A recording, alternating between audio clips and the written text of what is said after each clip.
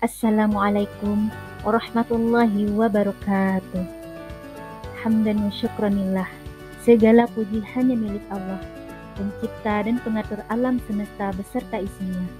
Selawat dan salam semoga tercurah kepada suri tauladan terbaik sepanjang zaman, Rasulullah Muhammad sallallahu alaihi wasallam beserta keluarga, para sahabat dan pengikutnya yang mengikuti jejak-jejak sunnahnya.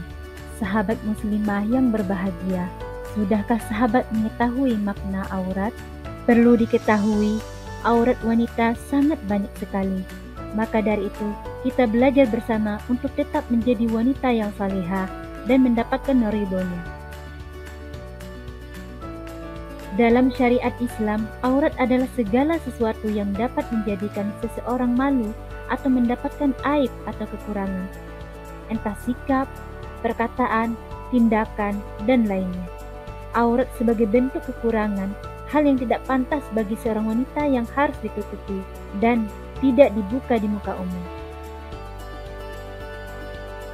Rasulullah Shallallahu Alaihi Wasallam melaknat wanita yang mencukur, menipiskan bulu kening, atau meminta supaya dicukur bulu kening. Hal ini adalah salah satu sabda Rasulullah Shallallahu Alaihi Wasallam yang diriwayatkan oleh Imam Bukhari. Mengapa dilarang? Sebab sesuatu yang sudah kehendak darinya adalah pencapaian maksimal. Allah Subhanahu wa Ta'ala tidak menciptakan makhluknya tanpa adanya sebab akibat. Menciptakan manusia adalah hal yang paling sempurna, jadi tidak diperbolehkan merubah-rubah. Dalam Islam tidak memperbolehkan wanita membentakkan kaki atau mengangkatnya agar diketahui perhiasan yang mereka sembunyikan. Dalam hal ini tertulis dalam Quran Surah An-Nur ayat 31. Mengapa tidak diperbolehkan?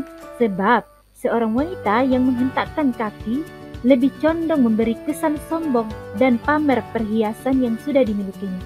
Maka dari itu, agama Islam melarangnya.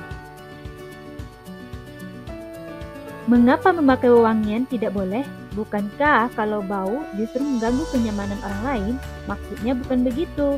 Syariat Islam melarang seorang wanita yang memakai wewangian dengan tujuan laki-laki terkesima mencium aromanya dan menimbulkan hal-hal yang berdampak buruk. Kalau memakai wangi-wangian dengan niat beribadah kepada Allah Subhanahu wa Ta'ala tentu dibolehkan, bahkan bersifat sunnah. Bisa juga ditujukan kepada suaminya agar nyaman ketika berada dekat dengan istri.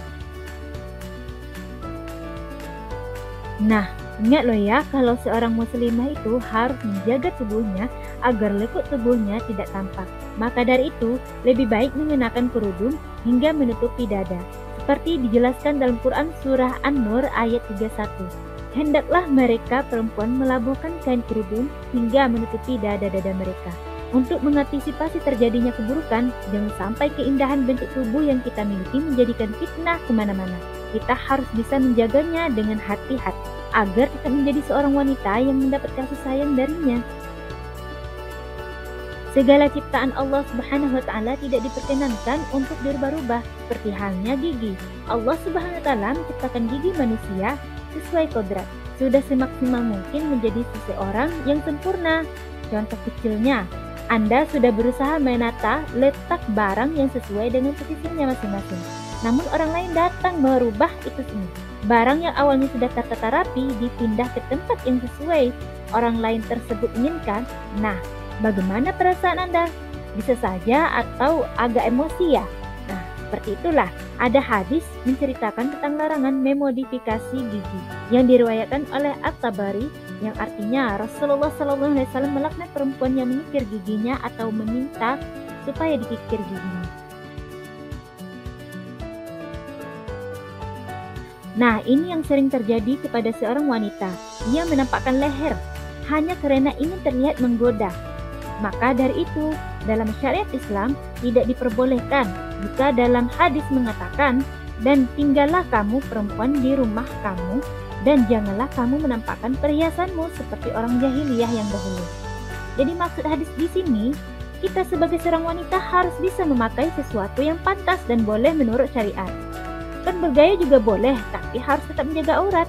Sebab aurat wanita dapat menciptakan kemudaratan atau dampak buruk bagi kaum Adam. Jangan sampai memperlihatkan perhiasan dan memamerkan ke semua orang. Sikap seperti ini sungguh tidak ada baiknya, sebab menyerupai orang-orang jahiliyah. Ada cerita yang terjadi pada masa sahabat Rasulullah SAW, yaitu Asma binti Abu Bakar. Ia menemui Rasulullah dengan memakai pakaian tipis, dan Rasulullah SAW bersabda kepadanya, "Wahai Asma, sesungguhnya seorang gadis yang telah haid tidak boleh baginya menzahirkan anggota badan kecuali pergelangan tangan dan wajah saja." Hadis riwayat Bukhari dan Muslim. Jadi Rasulullah SAW menegur Asma karena pada saat itu berpakaian tipis, dan beliau mengarahkan untuk berpakaian yang sopan. Batas yang dikenakan seorang wanita muslimah yaitu berpakaian panjang sampai pergelangan tangan. Mengapa seperti itu? Memang sudah menjadi kodrat perempuan. Aurat seorang wanita yaitu mulai dari kepala sampai kaki kecuali telapak tangan dan wajah.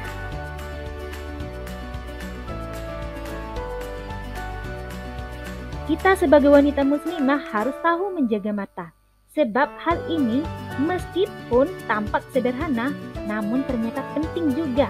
Ketika wanita tidak bisa menjaga pandangan matanya, maka bisa menimbulkan fitnah. Cara yang tepat dilakukan seorang wanita muslimah adalah selalu menundukkan kepala. Fungsinya apa? Agar tetap menjaga kehormatan wanita. Kesopanan wanita yang paling utama yaitu ketika sudah bisa menjaga matanya dari hal apapun. Dalam hal ini sudah dijelaskan dalam Quran Surah An-Nur ayat 31. Katakanlah kepada wanita yang beriman, hendaklah mereka menahan pandangannya dan kemaluannya, dan janganlah mereka menampakkan perhiasannya, kecuali yang biasa tampak daripadanya. Dan hendaklah mereka menutupkan kain kerudung ke dadanya, dan janganlah menampakkan perhiasannya kecuali kepada suami mereka atau ayah mereka atau ayah suami mereka atau putra-putra mereka atau putra-putra suami mereka atau saudara-saudara laki-laki mereka atau putra-putra saudara lelaki mereka atau putra-putra saudara perempuan mereka atau wanita-wanita Islam atau budak-budak yang mereka miliki atau pelayan-pelayan laki-laki yang tidak mempunyai keinginan terhadap wanita atau anak-anak yang belum mengerti tentang aurat wanita, dan janganlah mereka memukulkan kakinya agar diketahui perhiasan yang mereka sembunyikan. Dan bertobatlah kamu sekalian kepada Allah, hai orang-orang yang beriman, supaya kamu beruntung. Wanita muslimah adalah wanita yang mampu menjaga mulutnya dari keburukan. Ia tidak suka gosipin orang, tidak suka bersuuzon, tidak suka menyakiti orang. Nah, ini yang perlu kita ingat. Sebab banyak para wanita masuk neraka dikarenakan apa? Tidak bisa menjaga mulutnya. Banyak pertengkaran, rusaknya hubungan keluarga, dan lain sebagainya. Disebabkan apa? Ya, disebabkan oleh mulut. Siapa sih yang mau masuk neraka? Tentu tidak ada. Maka dari itu kita harus belajar menjadi seorang yang baik, memiliki kepribadian yang selalu berpikir positif, menjaga lisan, tidak mudah terpengaruh oleh keadaan luar yang tidak memberikan manfaat. Ketika itu semua sudah kita laksanakan, insya Allah hidup yang kita jalani akan semakin tenang dan merasakan manfaat. Menjadi seorang wanita muslimah memang begitu indah.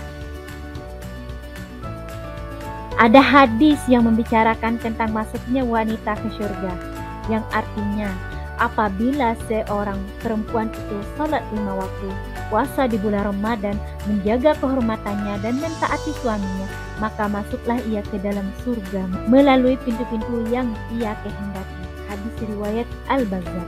Menjaga kehormatan termasuk dalam syarat masuknya wanita muslimah ke surga. Memang hal ini cukup pantas, bahwasanya wanita yang menjaga kehormatan pasti terhindar dari perbuatan fitnah.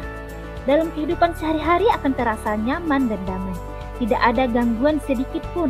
Maka dari itu Rasulullah SAW memerintahkan wanita agar bisa menjaga kehormatan. Sebab kehormatan seorang perempuan akan berdampak kepada orang terdekat, seperti suami, orang tua, mertua, dan lain sebagainya. Begitu juga sebaliknya, jika wanita tidak bisa menjaga kehormatannya sendiri, maka orang terdekatnya terkena imbasnya juga. Sebenarnya bagaimana sih cara memakai pakaian yang pantas untuk wanita muslimah agar tetap syar'i dan tidak terlihat monoton? Nah, ini hadis dapat memberi masukan sedikit tentang ketentuan wanita dalam berpakaian. Hadis ini diriwayatkan oleh Imam Ahmad dan lain sebagainya yang artinya, barang siapa yang memakai pakaian yang berlebih-lebihan, maka Allah Subhanahu wa Ta'ala akan memberikan pakaian kehinaan di hari kiamat. Ini hadis riwayat Ahmad, Abu Daud, dan Ibnu Majah. Ada satu lagi. Sesungguhnya sebilangan ahli neraka ialah perempuan-perempuan yang berpakaian tapi telanjang, yang condong pada maksiat dan menarik orang lain untuk melakukan maksiat. Mereka tidak akan masuk surga dan tidak akan mencium baunya. Ini merupakan hadis riwayat Bukhari dan Muslim. Rasulullah Shallallahu Alaihi Wasallam tidak memperkenankan seseorang yang memakai pakaian berlebihan sampai terurai di tanah. Tentu hal ini banyak kemudaratannya, seperti nanti kena kotoran, kena najis, dan lain-lain. Dan wanita yang memakai pakaian berlebihan kesannya tidak pantas, ada unsur kesombongan yang ditampilkan. Adapun hadis yang kedua, Rasulullah Shallallahu Alaihi Wasallam melarang keras wanita yang mengenakan pakaian layaknya telanjang. Maksudnya gimana? Jadi gini, setiap sisi tubuh pada wanita terdapat aurat. Berpakaian ketat berarti sama saja mengizinkan auratnya dilihat orang lain. Berarti ia tidak bisa menjaga kehormatannya sendiri. Maka dari itu Rasulullah Shallallahu Alaihi Wasallam melarang. Nah, pakaian yang tepat dikenakan wanita muslimah adalah sebagaimana yang tercantum dalam Al-Quran Surah Al-Ahzab ayat 59 yang artinya, hai nabi-nabi, katakanlah kepada istrimu, anak perempuanmu, dan istri-istri orang mukmin, hendaklah mereka memakai baju jilbab atau baju labu dan longgar, yang demikian itu supaya mereka mudah dikenali. Lantaran itu mereka tidak diganggu. Allah Maha Pengampun lagi Maha Penyayang. Bagaimana sahabat muslimah? Semoga kita bisa menjaga diri kita, kehormatan kita, dan kehormatan keluarga kita. Semoga apa yang saya sampaikan bermanfaat dan dapat diaplikasikan dalam kehidupan sehari-hari. Assalamualaikum warahmatullahi wabarakatuh.